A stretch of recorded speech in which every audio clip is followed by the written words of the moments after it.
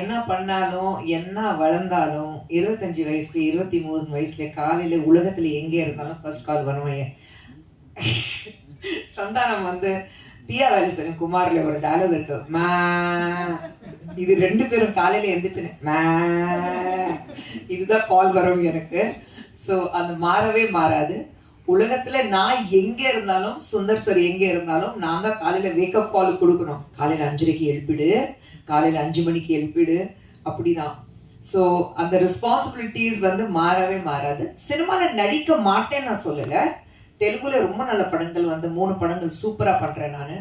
பிரசாந்த் வர்மா படம், பிரசாந்த் நீல் படம், இன்னொன்று வந்து சந்தீப் கிஷன் படம். ஸோ பண்றேன். தமிழ்ல எனக்கு அந்த மாதிரி குடும்பத்தை விட்டுட்டு செட்டுக்கு போய் நடிக்கணுங்கிறதுக்காக ஒரு நல்ல வாய்ப்பு எனக்கு வரல.